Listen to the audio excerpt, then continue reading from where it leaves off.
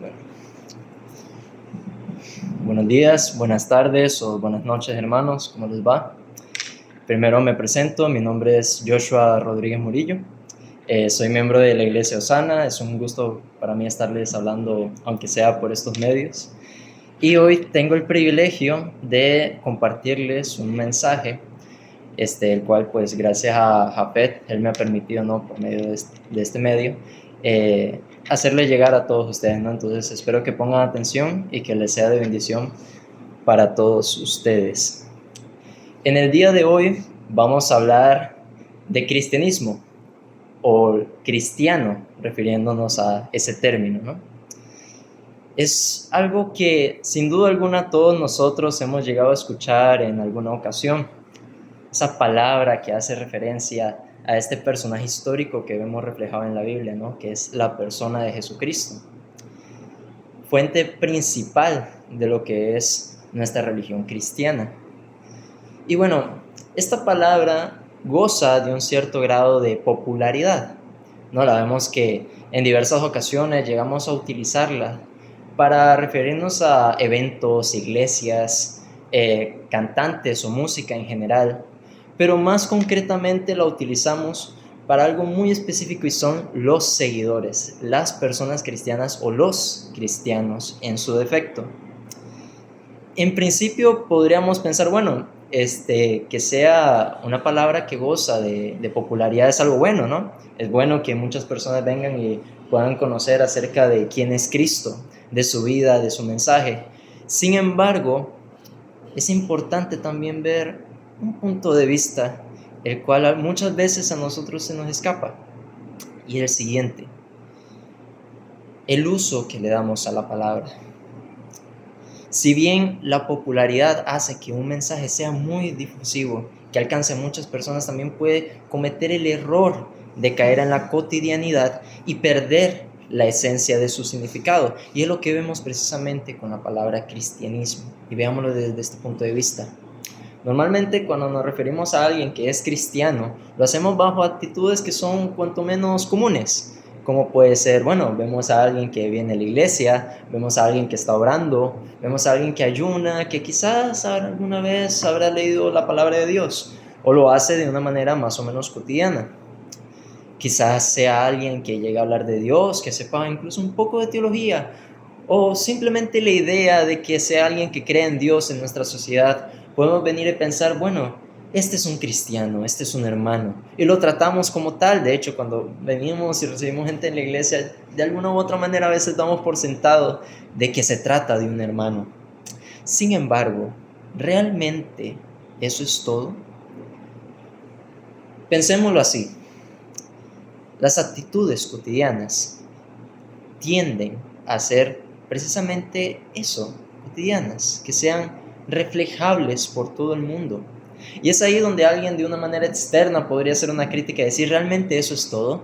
O sea, yo que no me puedo llegar a identificar con esa palabra, que yo no me puedo llegar a considerar un cristiano o que ni siquiera proceso una religión, yo puedo creer en Dios, yo puedo venir y ir de vez en cuando a la iglesia, yo puedo haber leído la Biblia y eso no necesariamente es para tanto.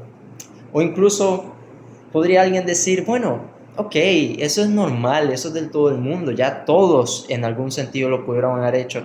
Y aparte de eso, las personas que se apropian de ese término no es precisamente que sean muy diferentes. Pueden venir y hacer esto que también nosotros lo podemos hacer, pero también pueden venir y cometer pecados, pueden venir y cometer errores. Y es ahí donde pierde valor la palabra porque todo el mundo puede replicarla. Se pierde el sentido, se pierde las connotaciones. ¿Qué significa ser un seguidor de Cristo?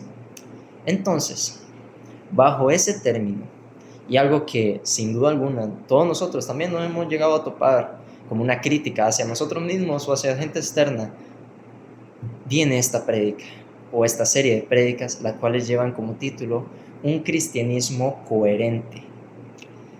¿Qué significa un cristianismo coherente? Bueno, un cristianismo coherente, lo que vamos a ver por medio de esta prédica es ¿qué significa realmente ser un cristiano? ¿Cómo se ve? ¿Cómo se refleja en una persona? ¿Qué son esas actitudes, esos frutos por los cuales se conoce lo que es una persona cristiana y en consecuencia vivir para hacerle honor a esa palabra. Entonces, vamos a partir en este día con lo que es una pregunta básica. Y es bueno, si estamos buscando qué es el cristianismo o qué es ser un cristiano, sería fundamental pues preguntarnos qué es exactamente el fundamento que nos dejó Jesús, que es nuestra fuente de veracidad, para decir, bueno, esto es lo que nosotros debemos seguir. Y para ello vamos a ver el pasaje principal, que es Mateo 22, del 34 al 40. Mateo 22, del 34 al 40. El contexto es muy sencillo. Ya sabemos de que Jesús, habiendo llegado a Jerusalén, se le acercaron una serie de saduceos a hacerles unas preguntas tramposas, precisamente para intentar, dejar entredicho quién era la persona de Cristo. Ellos vienen y fallan, pero vienen ahora los fariseos, y dice el versículo: entonces los fariseos, oyendo que había cerrado la boca a los saduceos, se juntaron a una, y preguntó uno de ellos, intérprete de la ley, tentándole y diciéndole: maestro, ¿cuál es el gran mandamiento de la ley? Y Jesús le dijo: amarás al Señor tu Dios con todo tu corazón, con toda tu alma y con toda tu mente. Este es el primero y gran mandamiento. Y el segundo es semejante a este: amarás a tu prójimo como a ti mismo. De estos dos mandamientos depende toda la ley y los profetas. Muy bien. Fuera de todas las connotaciones de la pregunta tramposa que tienen en este momento los fariseos y de este intento de, querer rebajar a Cristo, vamos a algo un poco más importante que nos acuña en este momento, y es: ¿qué significa la pregunta o qué connotaciones tiene esa pregunta de cuál es el gran mandamiento de la ley? Y es que tenemos que pensarlo en el contexto de los judíos. ¿Qué significaba la ley para los judíos? Y en esto lo encontramos en Éxodo 19. Y es que la ley es aquello que identifica a Dios con su pueblo escogido y viceversa. Vamos a verlo, ¿no? En Éxodo 19, seguramente sea un pasaje que ya todos ustedes conozcan, es cuando Moisés viene y recibe lo que son las tablas de la ley, después de haber pasado lo que sería el Mar Rojo y haberlo sacado del exilio que habían tenido en Egipto. Entonces, Éxodo 19 dice, vamos a fijarnos específicamente en los versículos 3 y 6, los cuales dice: y Moisés subió a Dios, y el Señor lo llamó desde el monte, diciendo: así dirás a la casa de Jacob y denunciarás a los hijos de Israel: vosotros visteis lo que yo hice, aquí está hablando en nombre de Dios, a los egipcios, y cómo os tomé sobre las alas de águila y os he traído a mí. Ahora pues, si diereis oído a mi voz y guardareis mi pacto, vosotros seréis mi especial tesoro sobre todos los pueblos, porque mía es toda la tierra, y vosotros me seréis un reino de sacerdotes y nación santa. Estas son las palabras que dirás a los hijos de Israel. Pues bien, las connotaciones son esas. Cuando Dios le está dando la ley a Moisés para que la comparta con el pueblo de Israel, es precisamente eso, es una distinción, es lo que le está diciendo, indirectamente es como si Dios le estuviera diciendo al pueblo de Israel: esto es parte de mi carácter, esto es lo que yo quiero que ustedes hagan, y a partir de eso ustedes serán mis escogidos. Es como una especie de identificación, así como nosotros cuando cumplimos la ley de nuestro país, viviendo en nuestro país, es como si nos identificáramos con nuestra patria, le hacemos honor a nuestra patria. En este caso, el honor es hacia Dios. Cumpliendo la ley de Dios, nosotros le hacemos honor a Él y nos identificamos con Él.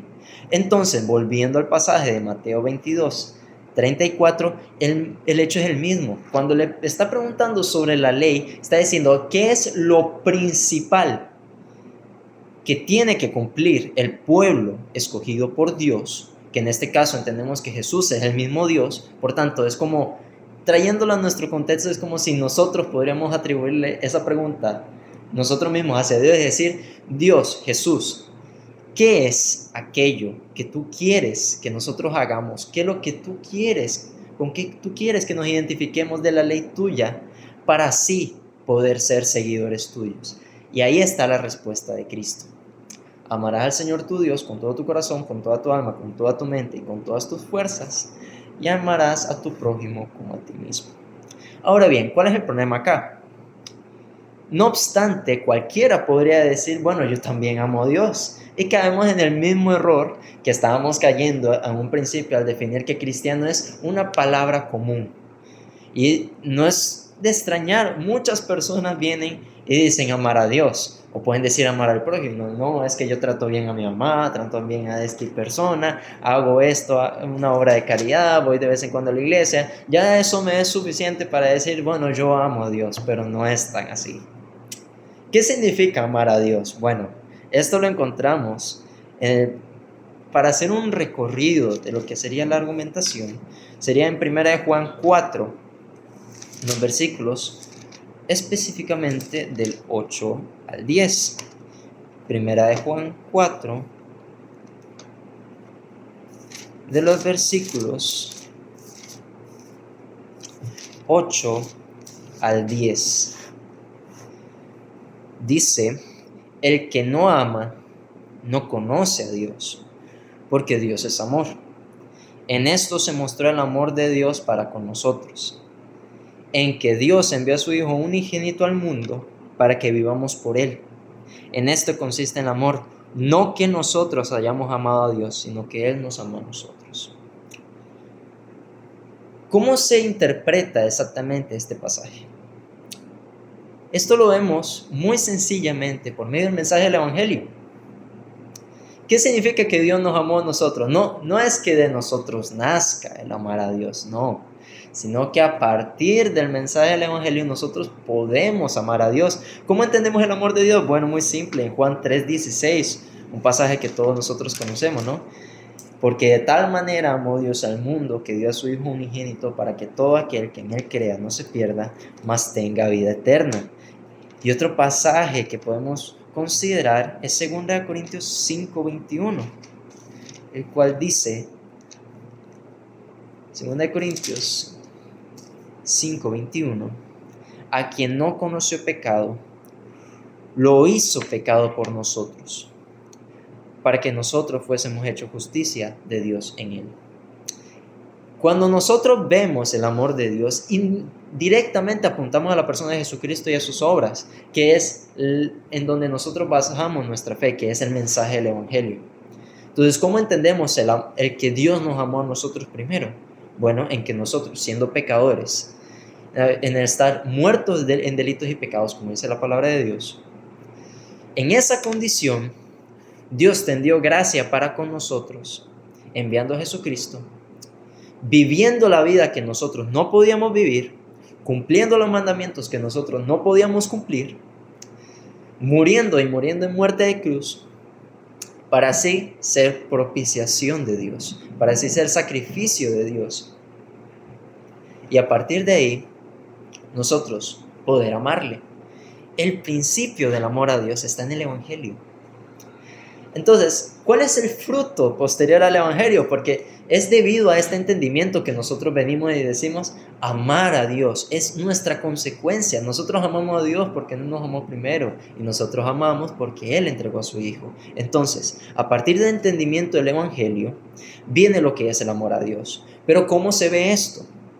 Bueno, cuando vemos los testimonios en la Biblia, como puede ser el testimonio de Pablo en Hechos 9, en Corintios, cuando viene y se pone a hablar de todas sus obras, o en Filipenses, en la carta de los Filipenses, donde dice de que todo esto que él había conseguido lo estima por pérdida en favor de Jesucristo. Cuando vemos el devenir de Pablo, después de haber traído ese entendimiento de lo que era el mensaje del Evangelio, cuando vemos la predicación, por ejemplo, de Pedro en Hechos 2, después de la venida del Espíritu Santo, cuando vemos la consecuencia de todo eso, ustedes van a concordar conmigo después de este estudio que hay 3 frutos o 3 hechos principales que son los que reflejan ese amor hacia Dios. Y estos son los siguientes: arrepentimiento, obediencia y santidad, que es en lo que nos vamos a basar el resto de la prédica. Primero, arrepentimiento. Para ello vamos a ir a Hechos capítulo 3, en el versículo 19. Hechos 3, versículo 19, el cual dice: así que arrepentíos y convertíos para que sean borrados vuestros pecados, para que vendrán los tiempos de refrigerio de la presencia del Señor. Lo que es el arrepentimiento tiene una connotación muy fuerte dentro del mensaje del Evangelio, porque es lo primero en la experiencia de fe y es lo que se queda a lo largo del testimonio del cristianismo. Cuando vemos a Pablo convertirse, él tiene una convicción y él se arrepiente. ¿De qué? De haber sido perseguidor de la iglesia. Es lo primero que a él se le viene. Y así como en todos nosotros, lo primero que se nos viene es esa convicción de pecado, es el entender de que yo estaba en una mala posición delante de Dios. Y que es a partir de esa posición donde yo me siento mal. Pero, ¿qué es realmente el arrepentimiento? Para ello nos vamos a valer de muchas cosas. Primero, el término. La palabra arrepentimiento en el griego es la palabra metanoia, que se podría traducir como un cambio de dirección o de sentido de un caminar. Para ello vamos a poner el ejemplo de un senderista. No sé si alguno de ustedes habrá hecho senderismo o alpinismo, vaya, haber hecho un recorrido de caminata en una montaña, alguna cosa así. Si no es así, tranquilos, yo tampoco. Pero en alguna que otra ocasión hemos visto o hemos hecho así de una manera esporádica algo similar. Entonces vamos con el siguiente ejemplo. Va un hombre, llega a una montaña, ¿no? a un sendero, se baja de su carro, se pone lo que él tiene que llevar y empieza a caminar. Él dice, bueno, yo quiero llegar, que sea a la cima, quiero llegar a un paisaje, quiero llegar a X o Y lado. Entonces, cuando el hombre empieza a caminar y sigue su devenir, viene y de repente se topa con alguien que es ya experto, alguien que ya se conoce todo el camino. Y le dice, joven, ¿usted para dónde va? El senderista le dice, bueno, es que yo me dirijo, yo que sé, a la cascada, a la punta más alta de la montaña o a X sitio. Y le dice el hombre, no es por acá, usted está equivocado, no es este el camino que usted debe seguir, es por este otro lado. Y viene y te indica hacia dónde es. El senderista viene y cambia de rumbo. Y es ahí donde ya puede llegar, en donde en un principio debía de dirigirse. Este ejemplo del senderista es lo que se entiende en ciertas connotaciones, ¿no? Dramatizando un poco más la escena, lo que tiene el concepto metanoia y lo que se entiende en el mensaje del Evangelio y lo que nosotros recibimos a partir de él, que es el arrepentimiento.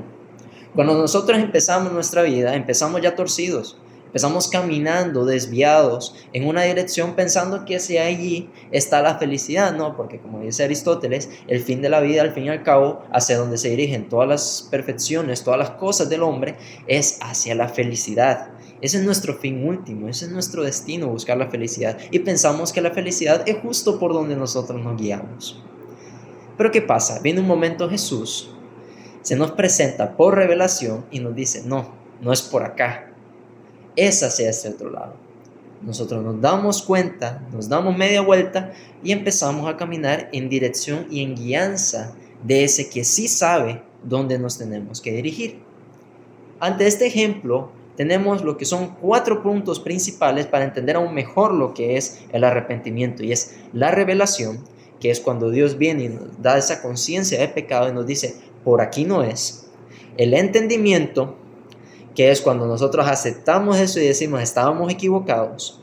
La corrección, la vuelta en sí mismo, donde nosotros ya no queremos seguir en esa misma dirección. Y la restitución, que es volver hacia donde debemos ir, restituir, ¿no? Como por así decirlo, sanar esa herida, enmendar lo que estábamos caminando en dirección contraria. Entonces, revelación, entendimiento, corrección y restitución son los 4 puntos principales del arrepentimiento. ¿Cómo podríamos ver nosotros esto? Porque al fin y al cabo uno puede decir, bueno, sí, muy bien, muy bonito el ejemplo del senderista, bueno, pero ¿cómo se ve? Bueno, esto es muy simple. Se ve como muchas veces a nosotros nos gustaría que se arrepientan de las cosas que a nosotros nos hacen. Pongamos un ejemplo. Usted tiene una relación con una persona, no puede ser de pareja, puede ser una relación de noviazgo, puede ser una amistad, de familiar, lo que sea.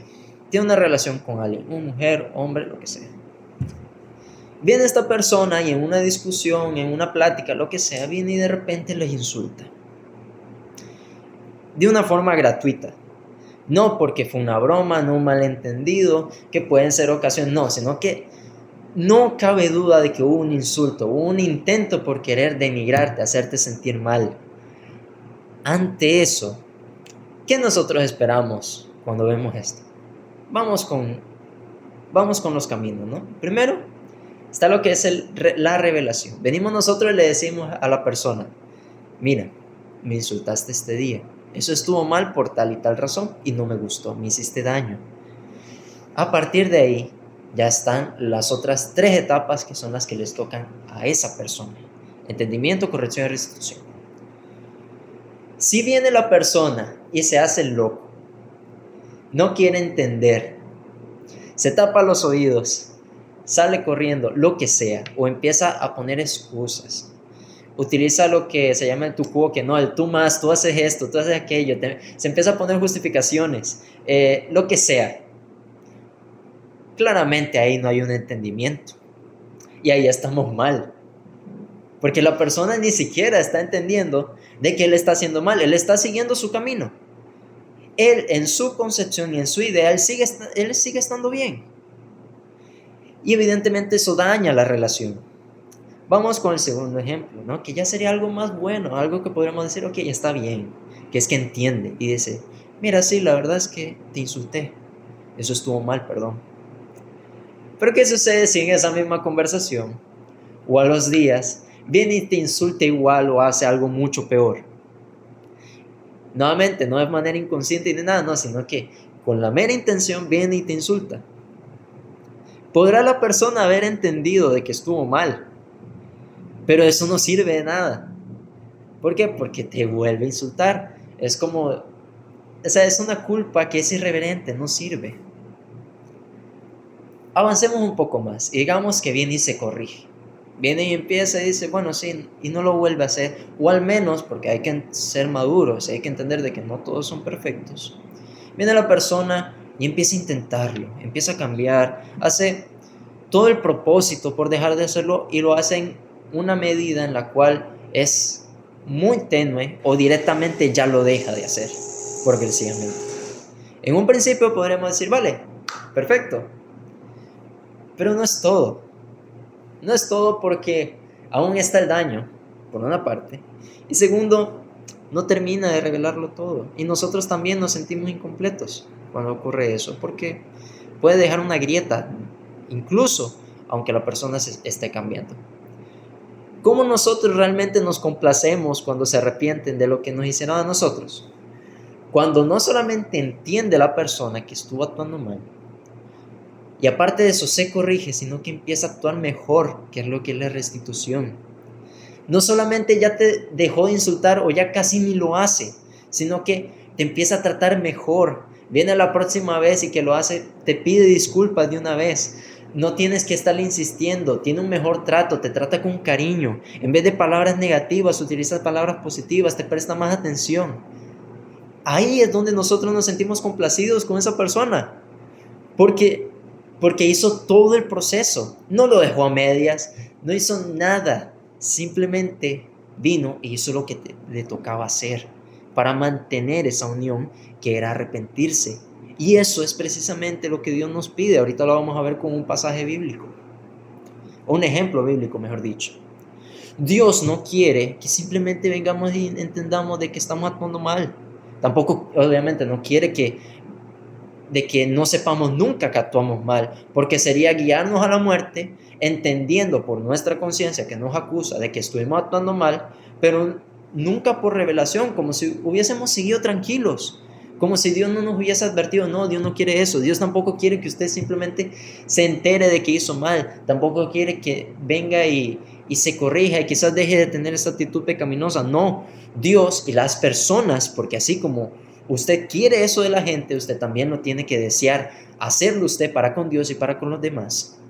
Dios también quiere eso, que cambiemos, que no entendamos, que cambiemos y que mejoremos en su relación, que lo busquemos más, que hagamos más el intento por acercarnos a Él. Y aquí está el ejemplo bíblico, que lo vamos a tomar de 2 de Samuel, capítulo 11. Una historia que todos nosotros ya hemos llegado a escuchar en alguna ocasión. Y es la historia de David y Betsabé. En 2 de Samuel, capítulo 11,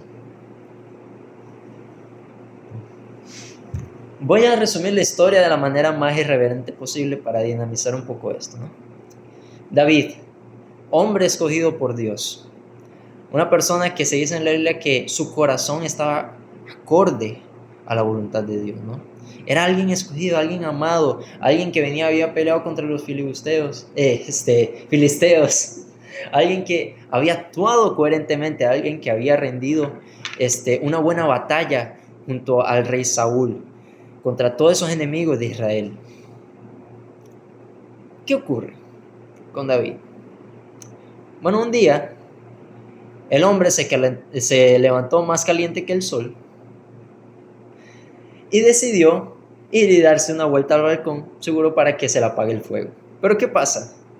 Resulta que el hombre, en vez de apagarse, viene y se calienta más porque allá a lo lejos ve que justamente por allá está bañándose. ¿Quién es? Betsabé. El hombre viene, la ve, le hace un escáner rayos X, la analiza toda y viene y dice que le gusta. En términos actuales, David la manda a llamar para ver Netflix o lo que sea. Y a partir de ahí ocurre lo que tenía que pasar.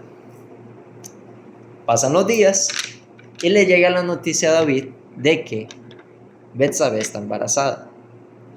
David, asustado, viene y dice: pucha, ya la regué, y nunca mejor dicho. Y a partir de ahí se le ocurre la maravillosa idea de darle a ese hijo como si fuera el hijo del esposo de Betsabé, que era Urías, uno de los guerreros por parte del pueblo de Israel. Al final no puede, porque Urías era muy entregado a lo que era su guerra, su vocación, por así decirlo, no su trabajo, que era como guerrero. Y se le ocurre la brillante idea a David de ponerlo al frente en una batalla, básicamente para que lo mate. Ocurre la batalla, termina matando a Urías, y a partir de ahí, bueno, David piensa que todo está solucionado, quizás, pero no realmente. Y es ahí donde vamos a ver los 4 elementos que habíamos dicho con anterioridad. 2 de Samuel, en el capítulo 12, versículos del 1 al 4, dice: ya esto es posterior a la muerte de Urías, y envió el Señor a Natán a David, el cual viniendo a él le dijo: había 2 hombres en una ciudad, el uno rico y el otro pobre. El rico tenía numerosas ovejas y vacas, pero el pobre no tenía más que una sola corderita que él había comprado y criado, y que había crecido con él y con sus hijos juntamente, comiendo de su bocado y bebiendo de su vaso y durmiendo en su seno. Él la tenía como a una hija. Y vino uno de camino al hombre rico, y él no quiso tomar de sus ovejas y de sus vacas para guisar al caminante que le había venido, sino que tomó la oveja de aquel hombre pobre y la aderezó para aquel que le había venido. Claramente, nosotros leyendo sobre todo más adelante, vemos de que aquí Natán está haciendo una similitud entre David y Urías, de que David había tomado a la mujer de Urías. Y de hecho más adelante viene y dice explícitamente en el versículo 7, entonces Natán dijo a David, tú eres aquel hombre, tú eres ese hombre que ha tomado lo que no era suyo, y aparte de eso hizo morir a Urías. Esa es la revelación. Ahí Dios le está hablando a David y le está diciendo, tú estás haciendo mal, corrígete. Ahora viene el entendimiento en el versículo 13, donde dice, entonces David dijo a Natán, pequé contra el Señor. Ya ahí David está siendo consciente. Después de todo lo que había hecho, ya ahora sí él está diciendo, yo estoy haciendo mal. Vamos ahora con lo siguiente, la corrección en el versículo 20 al 25. Entonces David se levantó de tierra. Esto ya es posterior a la corrección de Natán, donde Dios declara de que va a morir el hijo de David, hijo de Betsabé, precisamente como juicio por parte del acto que había hecho David. Después de haber muerto, dice, entonces David se levantó de tierra y se lavó y se ungió y mudó sus ropas y entró a la casa del Señor y adoró. Y después vino a su casa y pidió y le pusieron pan y comió. Y le dijeron sus siervos, ¿qué es esto que has hecho? Por el niño viviendo aún, ayunabas y orabas, y el muerto te levantas y comiste pan. Y él respondió, viviendo aún el niño, yo ayunaba y oraba, diciendo, ¿quién sabe si Dios tendrá compasión de mí y me lo dejará con vida el niño? Pero ahora que ha muerto, ¿por qué he de ayunar? ¿Por qué yo hacerle volver? Yo voy a él, pero él no volverá a mí. Y consoló David a Betsabé su mujer, y entrando a ella, durmió con ella y dio a luz a un hijo llamado su nombre Salomón, el cual amó al Señor. Teniendo todo este panorama, vemos cómo claramente David se está corrigiendo. Y ahora toma por mujer a Betsabé, es consciente de su pecado, se corrige, adora al Señor, y es ahí donde vuelve a iniciar, por así decirlo, o vuelve a corregirse, quizás no como alguien escogido por Dios, porque él ya era escogido, pero sí como una de sus áreas de su vida, la cual estaba mal. Y donde vemos la restitución, donde vemos esa conclusión de que David realmente estaba ahora caminando rectamente, estaba yendo hacia donde era la felicidad, hacia donde Dios lo estaba guiando. Bueno, eso lo encontramos en Hebreos 11, este famoso capítulo de lo que es conocido como los héroes de la fe. Y miren nada más que lo que dice Hebreos 11. Vamos a leer el versículo 1. Es pues la fe la sustancia, dice aquí, la certeza de las cosas que se esperan, la demostración de las cosas que no se ven, porque por ella alcanzaron testimonio los antiguos. Fíjense, testimonio. ¿Qué es el testimonio al fin y al cabo? Pues bueno, la experiencia de esa persona, el testificar, el dar veracidad de que ellos fueron enviados por Dios y que traían un mensaje de Dios. Y fíjense nada más quién está en el versículo 32. ¿Y qué más digo? Porque el tiempo me faltará contando a Gadeón, de Barak, de Sansón, de Jefté, de David. Ahí está la restitución. David continuó siendo un escogido por Dios. Su arrepentimiento lo llevó entero, no lo dejó a medias. Y eso es lo que pide Dios.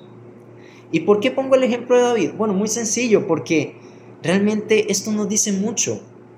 Un pecado tan grande como el haber prácticamente asesinado a alguien, al haber tomado a una mujer, y esto es algo para que Dios nos abra el entendimiento, digamos. Si Dios pudo perdonar eso, pudo cambiar a David, ¿cómo no va a poder conmigo?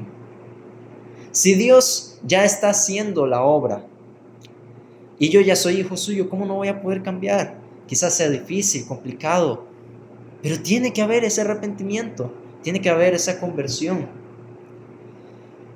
E incluso en el momento previo, Dios ya lo dice, que Él puede darle vida a los muertos espiritualmente.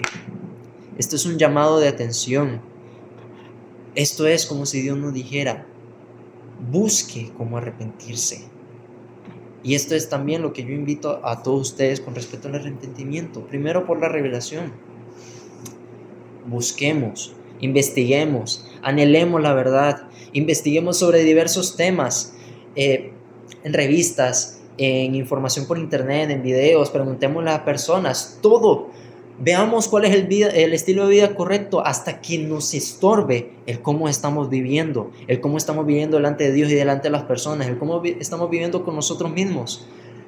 Oremos, ayunemos, adoremos al Señor, leamos la Biblia, oremos una y otra vez hasta que nos duela y nos duela en el alma el cómo hemos estado actuando.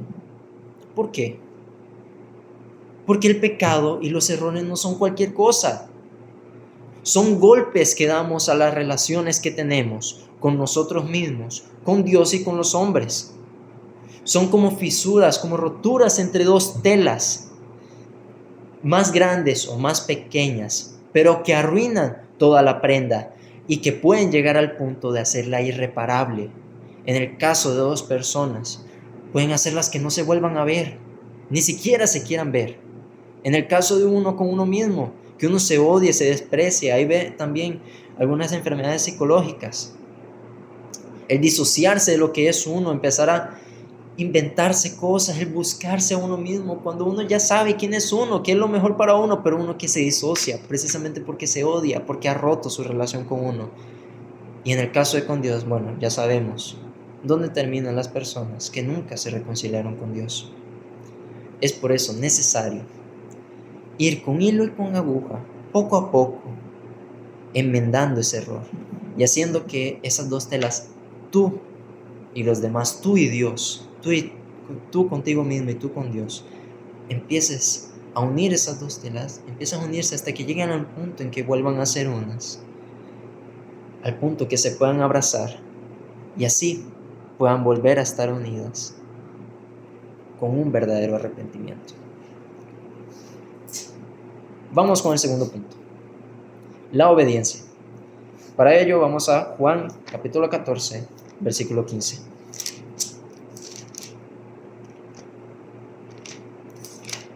Juan capítulo 14, en el versículo 15.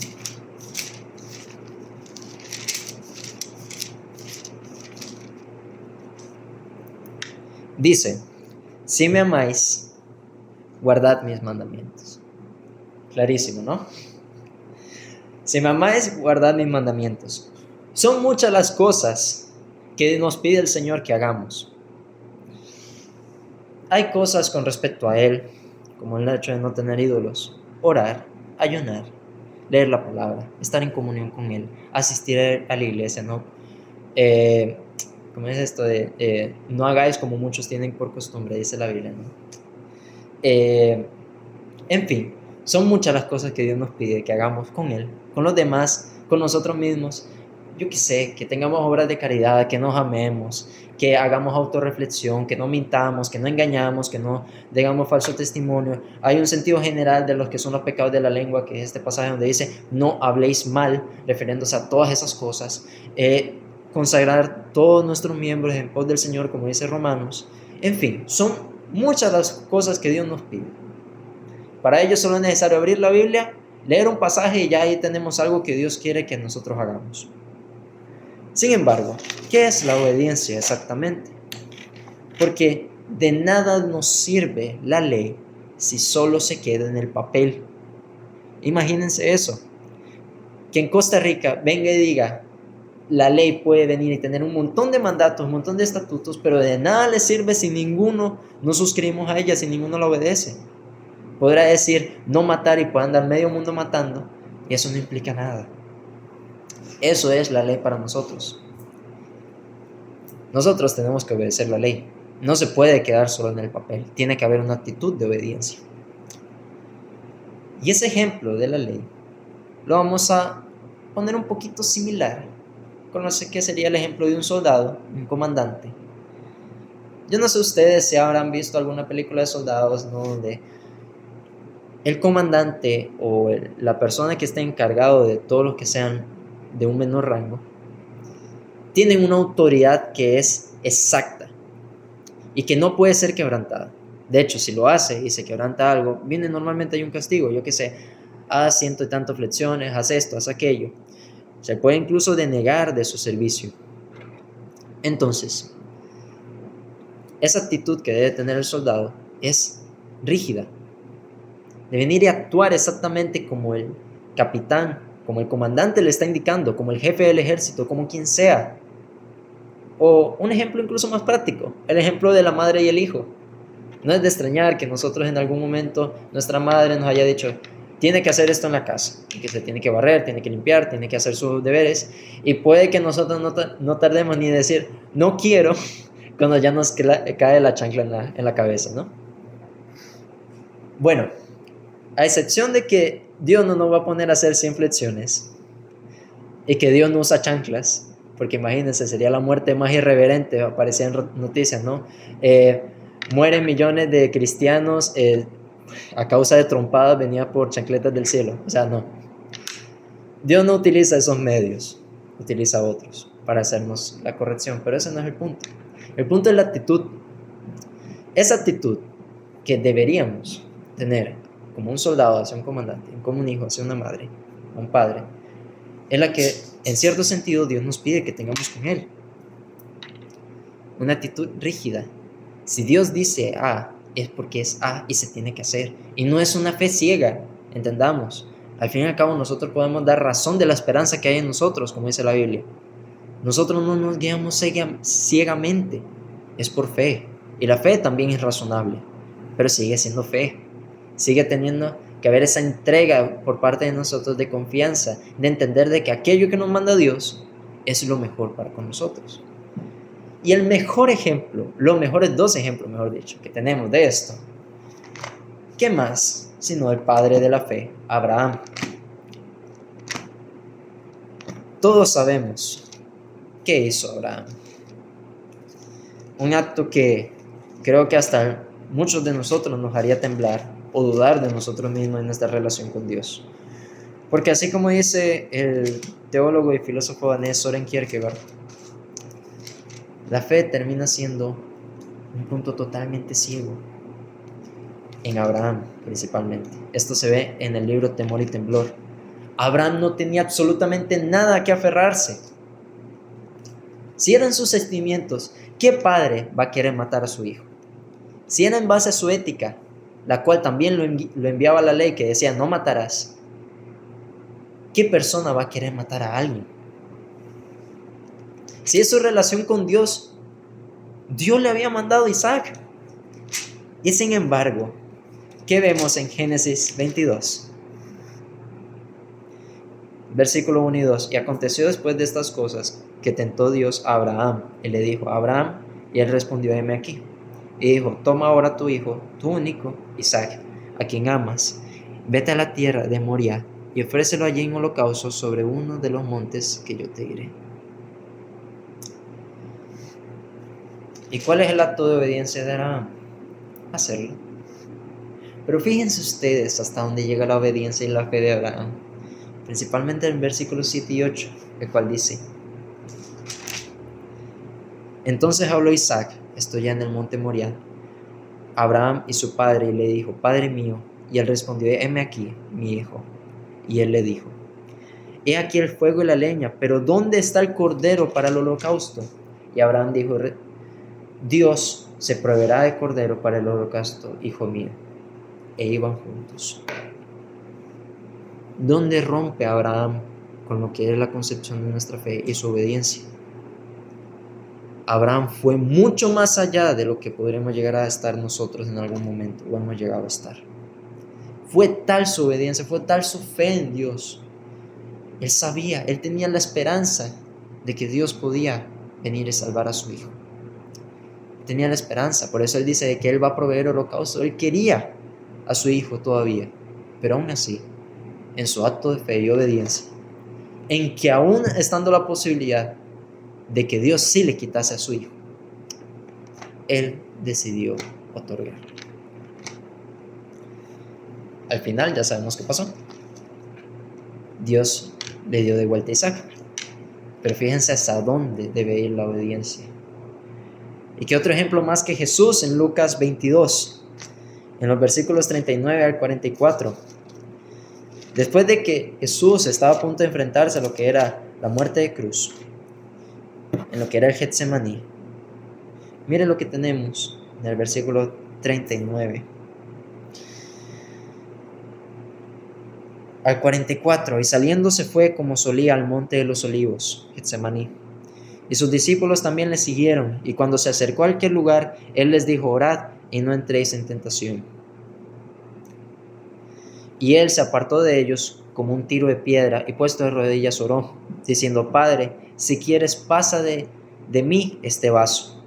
Empero, no obstante, por si no se entiende la palabra, no se haga mi voluntad, sino la tuya.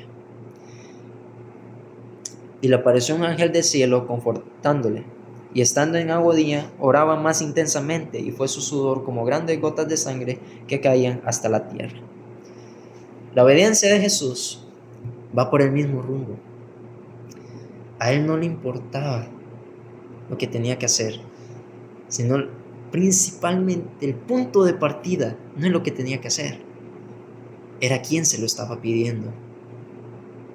Y fíjense qué tontos, porque la palabra es esa, fíjense qué tontos somos nosotros en que Dios no nos ha pedido a nosotros que nos matemos, no nos ha pedido a nuestro hijo, no nos ha pedido a nuestro padre, a nuestra madre. Es cierto que la vida cristiana demanda sacrificios con respecto a nosotros por nuestra santidad, pero la mayoría de nosotros no nos hemos enfrentado a estas cosas. Muchas de las cosas que nosotros nos enfrentamos son incluso razonables por el hombre carnal, en decir, esto, hacerlo, es para nuestro bien. ¿Qué más que tratar bien a las personas? Al enemigo, al amigo, tratarnos bien, estar en coinonía unos con otros. ¿Qué más el tener una relación con Dios? Esto hasta muchos impíos lo entienden y piensan que es algo bueno.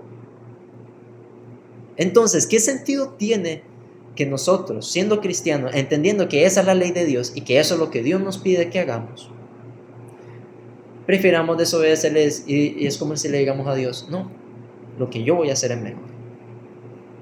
Esa no es la actitud. Quizás nosotros no seamos Abraham ni Jesús, pero ellos fueron y los tenemos en la Biblia como nuestro ejemplo, precisamente para que entendamos cómo es la obediencia, cómo es esa entrega hacia Dios, de que no importa qué tan grande sea el sacrificio, lo que importa es quién y para qué se nos está pidiendo tal sacrificio, que es para nuestra felicidad, para su gloria y para nuestra santificación, que es precisamente nuestro último punto. La santidad. Para ello, nuevamente, vamos a hablarnos de un pasaje bíblico que es 1 de Pedro, en el versículo 1, en el capítulo 1, versículos 15 al 16. 1 de Pedro, capítulo 1, versículos del 15 al 16. Dice: sino como aquel que os ha llamado es santo, sed también vosotros santos en toda conversación. Porque escrito está: sed santos, porque yo soy santo. La santidad. Primero, es necesario partir de una presuposición, y es que la santidad no es algo que nosotros nos topamos en las cosas. No es como, mira, esto no es un lápiz, esto es santo. O con un libro, un cuarto. No es algo que nosotros nos topamos en la vida cotidiana, en la realidad de una primera, sino que es algo trascendente. Por ello, antes de preguntarnos qué es la santidad para con nosotros, es necesario preguntarnos qué es la santidad, de quién proviene, que es de Dios. Y esto está en Isaías 6:3, donde vemos que el profeta Isaías, ante los cánticos provenientes de los ángeles, ¿qué es lo que dicen estos ángeles acerca de Dios? Isaías 6:3. Y el uno al otro daba voces diciendo: Santo, Santo, Santo, el Señor de los ejércitos, toda la tierra está llena de su gloria. Ningún pasaje en la Biblia hace esto. Repetir un adjetivo de Dios 3 veces. Cuando se repite algo en la Biblia no es una vana repetición, es un recurso estilístico, principalmente utilizado por los judíos en ese momento, ¿no? Porque ellos quizás no contaban con los signos que nosotros tenemos, como de exclamación y tal, como para poner atención en eso que estamos diciendo, no. Ellos utilizan las repeticiones también. Tendrán otros recursos, pero este es uno de ellos. Usted no va a encontrar ningún adjetivo en la Biblia, y esto lo hago citando al teólogo R.C. Sproul en el libro La Santidad de Dios. Usted no se va a encontrar en ningún libro, en ningún pasaje que haga eso, repetir 3 veces la santidad. Por eso a mí me gusta denominar la santidad como el adjetivo de adjetivos. Aquello que define a Dios, porque Dios es santo, y también define los adjetivos de Dios, porque el amor de Dios es santo, la misericordia es santa, todo con respecto a lo mismo. Eso es lo que define lo que es Dios. Dios mismo es santo. ¿Y qué significa la palabra santo? Bueno, del griego viene de agios, que significa distinguido, separado o diferente. ¿Cómo podemos entender esto entonces? La santidad de Dios se refleja, nuevamente citando a R.C. Sproul, en 2 puntos: su trascendencia y su pureza. ¿Por qué denominamos a Dios como alguien totalmente distinguido? O como diría el teólogo Karl Barth, el totalmente otro. Por eso, por la santidad, su substancia, lo que Él es, en filosofía, ¿no? Lo que lo hace es el ser por esencia, lo que lo hace totalmente distinto a todos nosotros. Eso es la santidad, en lenguaje teológico. Es lo que lo hace a Dios ser totalmente diferente a nosotros, porque usted no se va a topar ninguno que ame al nivel y de la manera que lo hace Dios, que tenga misericordia al nivel y la manera que lo hace Dios, y así sucesivamente. Pues bien, entendiendo esto, lo que es la pureza y la trascendencia, vemos de que Dios quiere tomar a sus hijos y hacerlos santos, hacerlos apartados, distinguidos. Pero aquí es donde surge algo que yo quiero tratar, que es la controversia de la santidad en la tensión de la justicia y la misericordia. ¿Qué me refiero yo con esto? Normalmente cuando nosotros nos topamos con la santidad en la relación, no lo que tiene Dios por sí mismo, sino la relación en cuanto lo manifiesta con el hombre, vemos 2 polos que normalmente se manifiestan. Uno es sobre exagerar o solo tomar, pongámosle, la justicia, y el otro es solo tomar la misericordia. Y esto lo vemos tanto en el plano de las personas espirituales o de los cristianos como de los que no son cristianos. Por un lado está la justicia, que es aquella la cual hace que el impío diga: ¿cómo puede Dios haber hecho las cosas del Antiguo Testamento? ¿Cómo Dios pudo haber matado a Usa por haber tocado lo que sería el arca, cuando David la mandó a recoger? Porque Dios mandó juicio contra Sodoma y Gomorra. O cosas más sencillas, comunes, ¿no? ¿Por qué Dios me pide que yo que sé, que no venga y tome, que no venga y haga esto? Que quizás no explícitamente está en la Biblia, pero se entiende.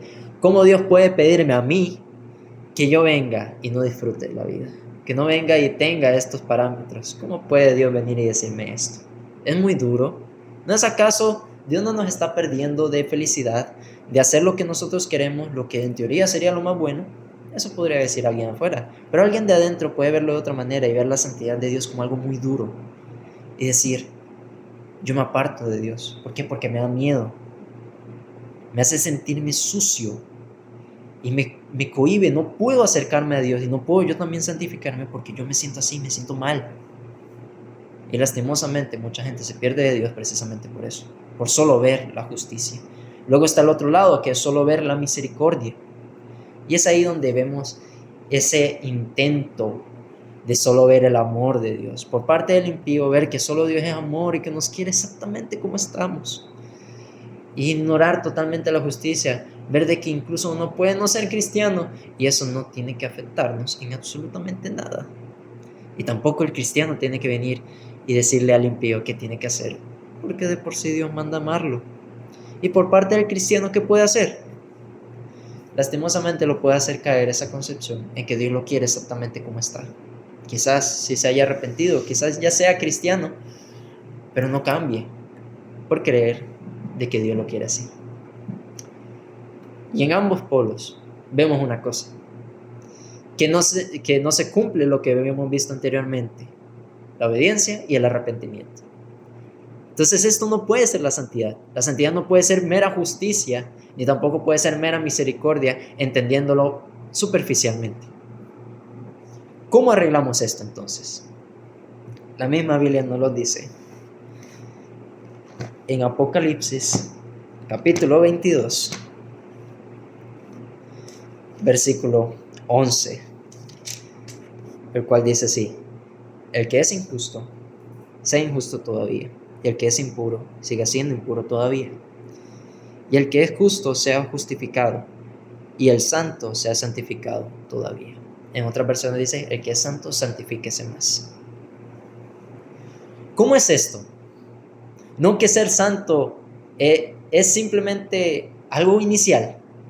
No que ser santo es, bueno, yo ya soy santo, como diría el que solo está viendo la misericordia. No es que yo ya se supone que soy santo, yo ya me arrepentí, yo me tengo que quedar como estoy, yo ya estoy bien. O como diría el otro, no, pero es que ser santo es algo puro, algo totalmente cambiado, de que no tenga nada de pecado y que yo no puedo imitar. ¿Cómo es eso de que uno puede ser santo y santificarse más? Para esto me voy a valer de unos términos que yo los denominé, que se llamaríamos la santidad posicional y la santidad progresiva. Y ahorita vamos a ver un ejemplo bíblico para que vean de que esto es lo que Dios quiere. Ustedes han visto los insectos, ¿no? Sobre todo las polillas o algún otro insecto volador por allí. Si yo vengo y como la polilla, ¿no? Ella se guía por medio de la luz. Supongamos de que esta habitación de repente viene y toda oscuridad, ¿no? Viene de repente, no hay nada. ¿Qué pasa en este momento? De que claro, al no haber luz, podemos decir claramente que estamos en oscuridad y la persona puede estar perdida. Sin embargo, puede de repente haber luz y decir que estamos en la luz. No obstante, ¿qué haría la polilla al encontrarse con la luz? Que es lo que precisamente está buscando y anhelando su alma, aunque ella no la sepa. Acercarse a la luz. Ella, aunque ya esté en la luz y de cierta manera, así como yo estoy ya iluminado, en este momento, ella puede iluminarse más y puede acercarse más a la luz. ¿Cómo? Acercándose más a ella. Más o menos esta es la idea que yo quiero interpretar con lo que es la santidad posicional y es la santidad progresiva. La santidad posicional es la que nos dice: usted ya es santo. ¿Por qué? Porque Cristo murió por usted. Usted fue hecho justo por aquel que era justo y fue hecho injusto por causa de nosotros, como decía ese pasaje en 2 Corintios. Aquel que no conoció pecado, por nosotros se hizo pecado para que fuésemos justos delante de Dios. Esa es la idea de la santidad posicional. Y es la idea que tiene todo cristiano de que él ya es santo. Él ya ha sido purificado por Dios. Sin embargo, él puede acercarse más a la luz. Y esa es la santidad progresiva. ¿Cómo vemos eso en un ejemplo bíblico? Primera carta a los Corintios 1, versículo 1 y 2, nos da el ejemplo. ¿Qué mejor ejemplo de santidad que la iglesia más santa registrada en la Biblia? Evidentemente, para el que lo conozca, sabrá que evidentemente esto es una broma. Así que la primera carta a los Corintios, podemos decir que fue en ciertos términos un desastre. La cantidad de pecados que había, incluso se llega a decir de que había un hombre que había tomado por mujer a la esposa de su padre. O sea, había muchas cosas mal en la iglesia de Corintios. Pero fíjense qué interesante cómo inicia la carta Pablo. Primera a los Corintios, capítulo 1, versículos 1 y 2. Pablo, llamado a ser apóstol de Jesucristo por la voluntad de Dios, y sostenes nuestros hermanos. A la iglesia de Dios que está en Corintios, santificados en Cristo, llamados a ser santos, y a todos los que invocan el nombre de nuestro Señor Jesucristo en cualquier lugar, Señor y nuestro. Gracia y paz de Dios nuestro Padre. Ahí leí hasta el 3. Pero también lo vemos en el capítulo 6, versículo 11, donde dice, 1 Corintios 6, 11. Y estos eran algunos, pero ya sois lavados, pero ya sois santificados, pero ya sois justificados en el nombre del Señor Jesús y por el Espíritu de nuestro Señor.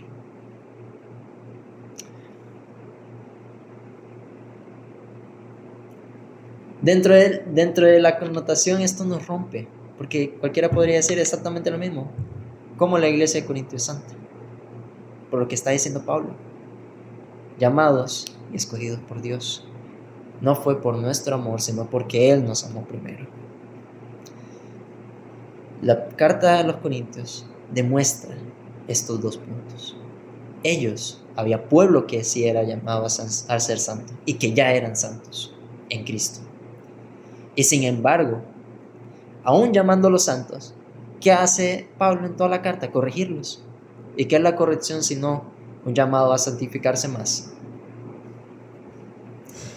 Esta es la idea de lo que es la santidad. Y ahora, para terminar, quiero hacer un resumen de todo esto. Nadie dijo que esto iba a ser fácil. Tenemos todos los puntos: arrepentimiento, obediencia y santidad. Quizás ya dimos el primer paso, o quizás no. Quizás aún estemos en tinieblas, lastimosamente, y seamos como esa polilla que aún no ha encontrado su luz. Ahí el llamado es simple, el llamado inicial. Acepten a Jesucristo, que Él los amó primero. Acepten el mensaje del Evangelio y a partir de ahí sigan estas directrices que nos manda Dios. Y si usted ya es cristiano, usted ya es santo, continúe. Nosotros vamos a seguir pecando, eso es innegable. Va a haber momentos en los que no querramos hacer las cosas de Dios. Y vamos a ser como ese soldado que va a tener que recibir un castigo. Vamos a ser como ese senderista extraviado que necesitará nuevamente de Dios en alguna área de su vida para que lo vuelva a traer al camino.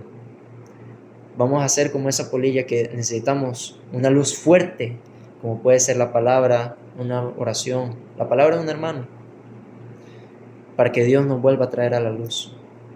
Pero el mensaje es el mismo, el llamado es el mismo. Nadie dijo que íbamos a ser perfectos, pero sí nos llamaron a hacer una cosa: a ser coherentes con lo que Dios nos puso en la palabra, porque si Dios nos lo reveló, es porque de alguna u otra forma nosotros lo podemos cumplir, aún en nuestras imperfecciones, aún en nuestros fallos, pero con la ayuda de Dios es posible. Y aquí termina lo que es esta primera enseñanza. Espero que les haya gustado, que les sea de bendición y nos vemos en la siguiente. Hasta luego.